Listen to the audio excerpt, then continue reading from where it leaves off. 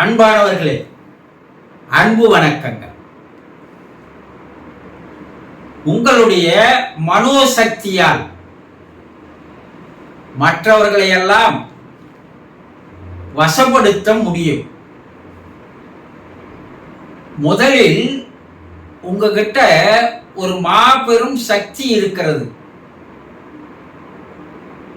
அந்த சக்தி என்ன? அததான் மனசக்தி என்று சொல்றாங்க. இந்த மனசக்தி மனிதனா பிறந்த எல்லோருக்கிட்டையும் இருக்குங்க. இல்லாதவன் யாருமே கிடையாது. இறைவன் யாரையுமே இல்லாதவனா படைக்கவே இல்லை. இறைவன் ஒரு அற்புதமானவன். ஏன்னா மனிதனுக்கு எந்தெந்த சக்தி எல்லாம் தேவையோ அவை அனைத்தையும் ஒட்டு மொத்தமா வைத்துத்தான் ஒவ்வொரு மனிதனை உருவாக்கி இருக்கிறான், படைச்சிருக்கிறான். தாங்கிட்ட என்னென்ன சக்தி எல்லாம் இருக்குதுன்னு தெரிஞ்சுக்கிறவர்கள், தெரிந்து கொண்டவர்கள் தன்னுடைய வாழ்நாளிலேயே பல்வேறு சாதனைகளை, வெற்றிகளை படைக்கிறார்கள். தெரிந்து கொள்ளாதவர்கள் வாழ்க்கையை வீணா கழிக்கிறாங்க. அது இறைவனுக்கு செய்யற ஒரு பெரிய துரோகம். ஏன்னா அவன் ஒரு பெரிய புதையலை உள்ள வச்சுதான் அனுப்பி இருக்கிறான். அந்த புதையலை திறந்து பார்க்கிறவன் அதுக்குள்ள இருக்கிற பொக்கிஷத்தை வைத்து வாழ்க்கையில் வெற்றிகளை அடைகிறான். அந்த புதையலையே திறந்து பார்க்காதவன் வீணாக வாழ்க்கையை கழித்துக் கொள்கிறான். உங்ககிட்ட இருக்கு, ஆனா அந்த சக்தி இருக்குதுன்னு தெரியாதையே வாழ்ந்து வருகிறீர்கள் பார். அதுதான் ஒரு மாபெரும் மடத்தனம். உங்ககிட்ட இல்லாத எதுவும் இல்லை, ஆனா நீங்க என்ன பண்றீங்கன்னா மற்றவர்கிட்ட தேடி ஓடுறீங்க இல்லையா? அவர்கிட்ட போனா அதை கத்துக்கலாம், இவர்கிட்ட போனா இதை கத்துக்கலாம், அதை கத்துக்கலாம், எல்லாம் கத்துக்கலாம். ஆனா உங்களை நீங்கள் தெரிந்து வைத்திருக்கிறீர்களா? இந்த சக்தியை அபிவிருத்தி செய்து கொண்டால், கொஞ்சம் கொஞ்சமா வளர்த்து கொண்டால், அதன் மூலமா நீங்க என்ன பண்ணலாம்னா உங்களை சுற்றி இருப்பவர்களை எல்லாம் உங்களால் கவர்ந்து இழுக்க முடியும். உங்க வசப்படுத்தலாம். இந்த ஈர்ப்பு விதி என்பது இங்கேயும் செயல்படுது.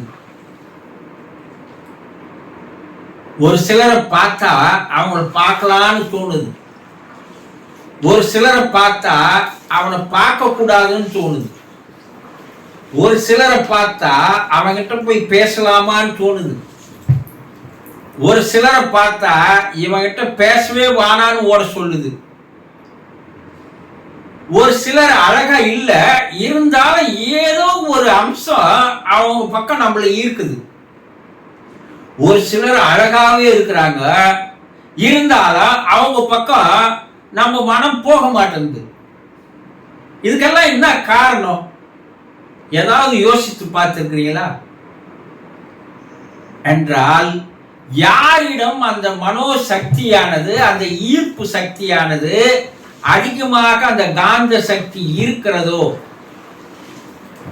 அவர்களிடம் அவங்கள பார்க்கணும்னு தோணுது, அவங்க கிட்ட போய் பேசணும்னு தோணுது, அவங்க கிட்ட போய் பழகணும்னு தோணுது, அவங்க கிட்ட நட்பு வச்சுக்கணும்னு தோணுது. இதை நீங்க உங்களை சுத்தி இருக்கிறவங்கள நீங்க பழகி இருக்கு சொல்லும் போது எங்கன்னா சில இன்சிடென்ட்டுகள் இது போல நடந்திருக்கும், பார்த்துருக்கிறீங்களா? ஏன் அவரை பார்த்தா அவர்கிட்ட நம்ம போய் பேசணும்னு ஏன் நம்ம மனம் துடிக்குது? அவர் பேசுவதை மட்டும் நம்ம கேட்டுக்கினே இருக்கணும்ன்ற எண்ணம் நமக்கு ஏன் வருது? இல்லையா? அவர் அழகா இல்லை, ஆனா அவருடைய பேச்சு அவ்வளவு அழகாக இருக்கிறது, அறிவோடு இருக்கிறது. அதனால அவர் பேச்சு மட்டும் கேட்கலாம் என்ற எண்ணம் வருது இல்ல. அப்ப அவர்களிடம் அந்த மனோவசிய சக்தியானது, மனசக்தியானது அளவுக்கு அதிகமாக இருப்பதால் அவர்கள் உடலை ஒரு காந்த சக்தியாக மாறுகிறது. இந்த காந்த சக்தி என்றது என்னங்க? பயோமேக்னெட்டிக் ஃபோர்ஸ் என்று சொல்கிறார்கள். ஜீவகாந்த சக்தி. ஒரு மனிதனிடம் ஜீவகாந்த சக்தி அதிகமா இருந்தா அவன் முகம் மலர்ச்சியோடு காணப்படும். அவனுடைய பேச்சு மற்றவர்களை கவர்ந்து இழுக்கும். அவனுடைய நடவடிக்கைகள் மற்றவரை பார்த்து தோணும். அவனுடைய பார்வை மற்றவர்களை கவர்ந்து இழுக்கும். இந்த சிலந்தியை பார்த்திருப்பீங்க நீங்க வீட்டுல. ஒரு மூலையில வலை கட்டி வச்சிருக்கோம். அதுல போய் ஒரு ஈ உட்கார்ந்துரும். இந்த சிலந்தி அந்த ஈயை நோக்கி படிப்படியா கிட்ட கிட்ட கிட்ட வரும். ஒரு குறிப்பிட்ட தூரத்துக்கு வந்ததும் அந்த சிலந்தி நின்றுடும். இந்த ஈய நிற்கும். இந்த ஈ அந்த சிலந்தி கண்ணை பார்க்கும். அந்த சிலந்தி அந்த ஈ கண்ணை பார்க்கும். இப்போ இந்த சிலந்தியால ஆட முடியாது, அசைய முடியாது, துடிக்க முடியாது, அப்படியே நிற்கும். அந்த சிலந்தி கண்ணிலிருந்து வந்த அந்த காந்த சக்தியானது அந்த சிலந்தியை தன் வசப்படுத்தி கொள்கிறது, கட்டி போடுது. அதுக்கு அப்பால வந்து அந்த சிலந்தியை ஈயை சாப்பிடுகிறது. இதை உன்னிப்பா கவனிச்சிருக்கீங்களா? டிஸ்கவரி சேனல்ல இதை கிளியரா காட்டுவான். பூனைக்கும் அந்த சக்தி உண்டு. எலிய தெத்தி தெத்தி பிடிக்கும். எலி ஓடிக்கொண்டே இருக்கும். ஆனா பூனை தன்னுடைய குரலை மாற்றி வேறு விதமா ஒரு குரலை கொடுக்கும். இந்த எலி என்ன நினைக்கும்? பூனை போயிடுச்சு, வேற ஏதோ அனிமல் வந்துடுச்சுன்னு பூனை பக்கம் திரும்பி பார்க்கும். பூனை கண்ணை பார்த்துதான் அந்த எலியால ஆட முடியாது, அசைய முடியாது, அப்படியே நிற்கும். இந்த பூனையானது மிக மெதுவா வந்து எலியை பிடிச்சுக்கும். ஒரு சிலந்தி கண்ணிலேயே இவ்வளோ ஈர்ப்பு சக்தி இருக்குது. ஒரு பூனையினுடைய கண்ணிலேயே இவ்வளவு ஈர்ப்பு சக்தி இருக்கிறது இல்லையா? அப்போ உங்ககிட்ட எந்த அளவுக்கு ஈர்ப்பு சக்தி அதிகமா இருக்கணும்? பல மடங்கு இருக்கணும் இல்லையா? இருக்குது, இல்லாத மனிதன் இல்லை. ஆனா அந்த சக்தியை நம்ம என்ன பண்ணிருக்கிறோம்? வீணா அழிச்சிட்டு இருக்கிறோம். எதுல? கைபேசியில அதை பார்த்து பார்த்து பார்த்து பார்த்து உங்களுடைய சக்தி பூரா போயிடுகிறது. அதனால் மனோசக்தியானது குறைந்து போகிறது. மனம் பலவீனமாகிறது, உடலும் பலவீனமாகிறது. இப்ப உலகத்தில் இருக்கக்கூடிய தலைவர்கள் எல்லாம் பாருங்க. ஆப்ரஹாம் லிங்கன் பார்க்கறதுக்கே அவர் உருவம் ரொம்ப ஒரு அசிங்கமா இருக்கும். ஒரு அழகான உருவம் கிடையாது. ஆனால் அவரிடம் மனசக்தி அதிகமாக இருந்தது. தன்னுடைய பேச்சால் இந்த உலகத்தையே கட்டி போட்டார், தன்வசப்படுத்தினார். லெனின் அதே போலதான். நீங்க அவதாரங்களாக வணங்குகிறார் புத்தர், இயேசு, நபிகள் நாயகம், குருநானக், வள்ளல் பெருமான், ஷீரடி சாய்பாபா, ராமகிருஷ்ணர், ரமண மகரிஷி, யார ஒன்னால எடுத்துங்க. அவங்களை சுற்றி